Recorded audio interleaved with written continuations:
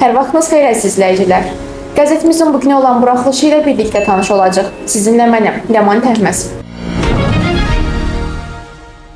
16 aprel nömrəmiz 12 səhifədən ibarətdir. Qəzetimizin ilk səhifəsində isə yeni dünya düzəni, strateji baxış bucağı və diplomatik uğur başlığı ilə yazımız dərc edilib. Aprelin 9-da Ada Universitetində keçirilmiş Yeni Dünya Nizamına Doğru adlı beynəlxalq forum, çağdaş geosiyasi dinamikanın müzakirə olunduğu, beynəlxalq əməkdaşlıq imkanlarının dəyərləndirildiyi və xüsusilə də Azərbaycanın yeni dünya düzənində mövqeyinin təhlil edildiyi əhəmiyyətli platforma kimi tarixə düşdü. Forumda çıxış edən Azərbaycan Prezidenti İlham Əliyev ölkənin xarici siyasət prioritetləri, həm də regional sabitlik və sülh perspektivləri ilə bağlı mesajlar verdi. Sözgedən ilk səhifəmizdə digər səhifələrdə yer alan yazılarında anonslar verilir. Azərbaycan Respublikası Prezidentinin sərəncamı isə ikinci səhifəmizdə yer alıb. O cümlədən bu səhifədə Azərbaycan Respublikasının qanunu və Azərbaycan Respublikası Prezidentinin fərmanı da dərc edilib. Üçüncü səhifəmiz isə Azərbaycan-Çin münasibətlərinə həsr olunub. Bu səhifədə rəylər və mülahizələr hissəsində əlaqələr daha da dərinləşir, genişlənən iki tərəfli əməkdaşlıq, son olaraq isə Çin Azərbaycanda mühüm investora çevrilir başlığı ilə məlumatlar yer alıb. İpək yolu üzərində strateji tərəfdaşlıq körpüsü başlıqlı yazıda isə qeyd edilir ki, beynəlxalq aləmdə mövqeyini gücləndirən ölkəmiz regionun lider dövləti kimi Avropa, Asiya və Afrika qitələri ilə sıx əməkdaşlıq əlaqələri olan qlobal aktora çevrilir. Bu sırada Çin Xalq Respublikası ilə münasibətlər xüsusi əhəmiyyət kəsb edir. Azərbaycan-Çin əlaqələri təkcə iqtisadi deyil, həm də siyasi, humanitar və mədəni sahələrdə də daim genişlənir və dərinləşir.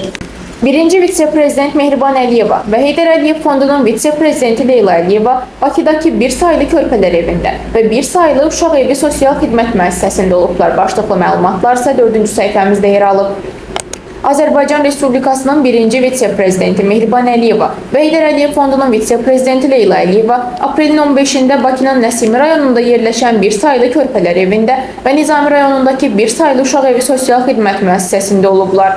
Bir sayılı körpələr evində hazırda 3 yaşadək 63 uşaq var. Birinci vitse-prezident Mehriban Əliyeva və Heydər Əliyev Fondunun vitse-prezidenti Leyla Əliyeva mütəmadi surətdə burada olur. Körpələrin sağlamlıqları, onların yaşayış şəraiti ilə bağlı daim maraqlanır. Balacalara xüsusi qayğı ilə yanaşırlar. 5-ci səhifəmizdə də günün aktual mövzuları ilə bağlı məlumatlar öz əksini tapıb ki, bu məlumatların başlıqlarını sizə təqdim edirik. Türk üzv parlamentlərinin Müdafiə və Təhlükəsizlik üzrə komitələri sədrlərinin ikinci iclasının iştirakçıları Zəfər Parkını ziyarət ediblər. Türk dövləti parlamentlərinin nümayəndə heyətləri Ulu Öndərin məzarını ziyarət ediblər. Baş nazir Əli Əsədov Gürcüstan prezidenti Mikhail Kavelaşvili ilə görüşüb. Azərbaycan Respublikası Konstitusiya Məhkəməsi Palatasının növbəti iclası keçirilib. Azərbaycan-Türkiyə strateji əməkdaşlığı müzakirə edilib. Gürcüstan prezidenti Mikhail Kavelaşvili Azərbaycana rəsmi səfərə gəlib. Günün siyasi nəbzi isə 6-cı səhifəmizdə tutulub. Bu səhifəmizdə iki ölkənin birgə iradəsi Cənubi Qafqazı sabit məkana çevirir başlıqlı yazı və etibarlı dostluq və tərəfdaşlıq əlaqələri dövrün çağırışları fonunda başlıqlı yazı dərc olunub. Bu yazıların hər ikisi Azərbaycan-Gürcüstan əlaqələrinə həsr edilib. Sözgedən ikinci yazımızda isə bildirilib ki, Azərbaycanın qonşu ölkələrlə bağlı siyasətində Gürcüstanla münasibətlər xüsusi əhəmiyyət kəsb edir. Belə ki, Azərbaycan öz enerji resurslarının Avropa bazarlarına çatdırılmasında, eyni zamanda şərqdən qərbə gedən yüklərin daşınmasında Gürcüstan mühüm tranzit rol oynayır.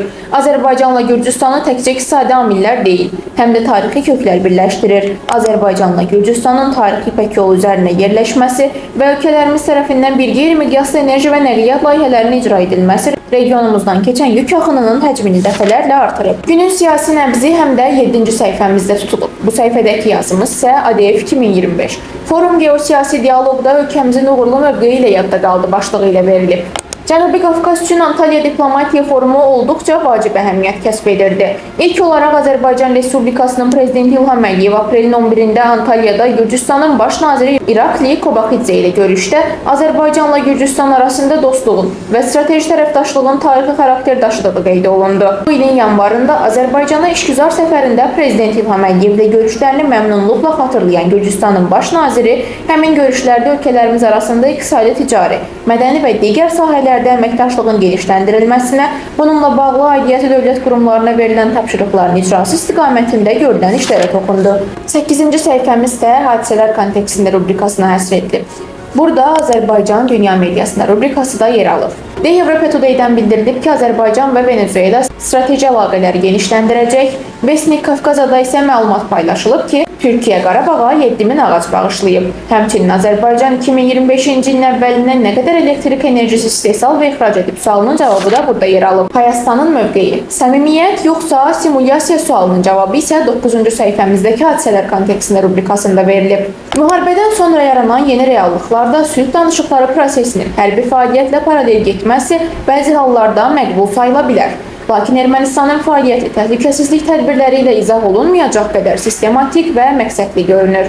Sərhədə yaxın bölgələrdə intensiv hərbi təlimlərin keçirilməsi, yeni silah sistemlərinin yerləşdirilməsi və eyni zamanda diplomatik arenada məzlum obrazının yaradılması açıq şəkildə ikili oyunun göstəricisidir. 10-cu səhifəmizdə də günün siyasi nəbzi tutulub ki, bu səhifədə Ruben Vardaryanın məhkəməsində zərər çəkmiş şəxslər ifadə verib başlıqlı yazı öz əksini tapıb. Azərbaycan Cinayət Məcəlləsinin sülh və insanlıq əleyhinə cinayətlər, müharibə cinayətləri, habelə terrorçuluq, terrorçuluğa maliyyələşdirmə ilə bağlı maddələri ilə və digər ağır cinayətləri təqsirləndirilən Ermənistan vətəndaşı Ruben Vardaryanın barəsində cinayət işi üzrə məhkəmə prosesi aprelin 15-də də davam etdirilib. Dünya Bugün xəbərlər rubrikasında son 24 saatın maraqlı məlumatları isə 11-ci səhifəmizdə yer alıb. O cümlədən bu səhifədə Bakıda Türkba üzvlərinin müdafiə və təhlükəsizlik üzrə komitə sədrlərinin ikinci iclası keçirilib başlığı ilə məlumatda dərc edilib. Aprelin 15-də Milli Məclisdə Türk paya üzv dövlətlərin parlamentlərinin müdafiə və təhlükəsizlik üzrə komitələri sədrlərinin ikinci iclası keçirilib.